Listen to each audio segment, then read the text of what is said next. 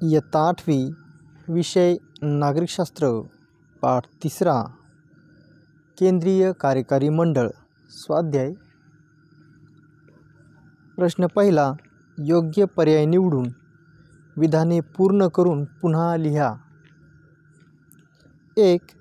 भारतातील कार्यकारी सत्ता डॅश यांच्याकडे असते। पर्याय राष्ट्रपती, प्रधानमंत्री, सभापती। उत्तर राष्ट्रपती। भारतातील कार्यकारी सत्ता राष्ट्रपती यांच्याकडे असते। 2. राष्ट्रपतीचा कार्यकाल डॅश वर्षांचा असतो। 3, 4, 5। उत्तर 5।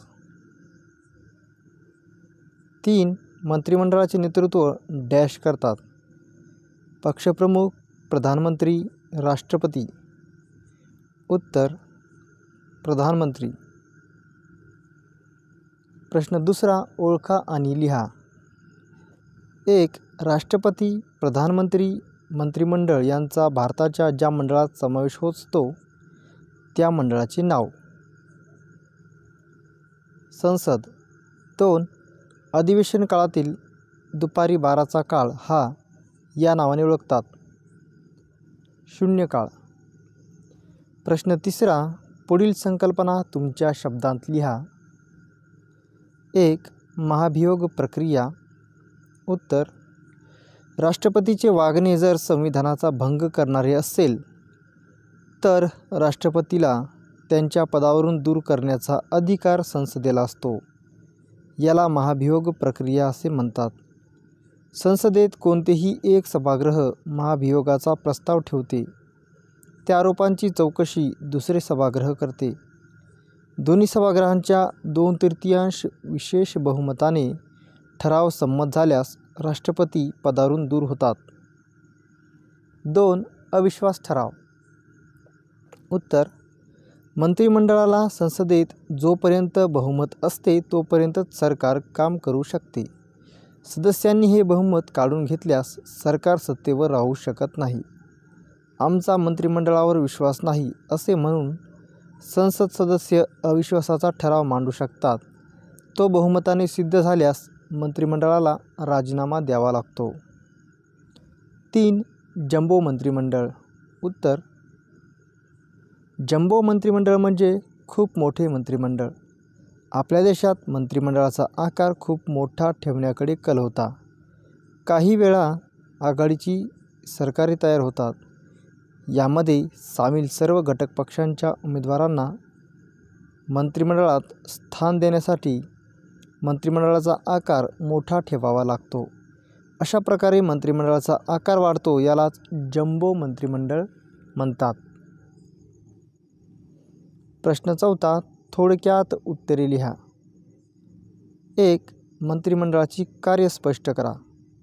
उत्तर कायद्याच्या निर्मितीत पुढाकार घेणे, त्याचा आराखडा तयार करून त्यावर चर्चा करणे, शिक्षण, आरोग्य, शेती, उद्योग, परराष्ट्र व्यवहार अशा अनेक विषयांवर एक निश्चित धोरण व कार्याची दिशा ठरवणे, मंत्रिमंडळाने ठरवलेल्या धोरणाबाबत संसदेला विश्वासात घेऊन खात्याचे धोरण संसदेत मांडणे व त्यावर चर्चा घडवून आणून ते मंजूर करून घेणे, कायद्याची व धोरणाची अंमलबजावणी करणे। 2. मंत्रिमंडळावर कशा प्रकारे नियंत्रण ठेवते। संसद मंत्रिमंडळावर कशा प्रकारे नियंत्रण ठेवते। उत्तर संसद मंत्रिमंडळावर नियंत्रण ठेवण्याचे काम करते। हे नियंत्रणाचे मार्ग पुढीलप्रमाणे. चर्चा व विचारविनिमय। कायद्याच्या निर्मितीदरम्यान त्यावर संसद चर्चा व विचारविनिमय करतात। संसदेमध्ये चर्चा व विचारविनिमय करतात व मंत्रिमंडळाला धोरणातील त्रुटी किंवा दोष दाखवून देतात। त्यामुळे कायदा निर्दोष होण्यास मदत होते। प्रश्नोत्तरे।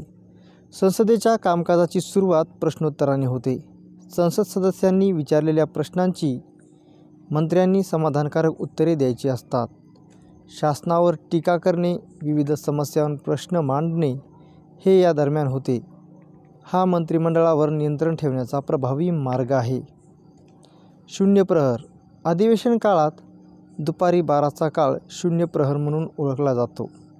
या काळात सार्वजनिकदृष्ट्या कोणत्याही महत्त्वाच्या प्रश्नावर चर्चा घडवून आणता येते. अविश्वास ठराव. लोकसभेत बहुमत असेपर्यंत सरकार काम करते. संसद सदस्यांनी पाठिंबा काढून घेतल्यास विरोधी पक्ष अविश्वास ठराव मांडू शकतात. तो बहुमताने मंजूर झाल्यास मंत्रिमंडळाला राजीनामा द्यावा लागतो. अशा प्रकारे संसद मंत्रिमंडळावर नियंत्रण ठेवते. प्रश्न 5वा. पुढील संकल्पनाचित्र पूर्ण करा. भारताच्या राष्ट्रपतींची कार्य. उत्तर. संसदेचे अधिवेशन बोलवणे, लोकसभा मुदतीनंतर किंवा मुदतपूर्व बरखास्त करणे, सर्व राज्यांचे राज्यपाल, मुख्य निवडणूक आयुक्त यांच्या नेमणुका करणे, युद्ध व शांतता याबाबतचे निर्णय घेणे.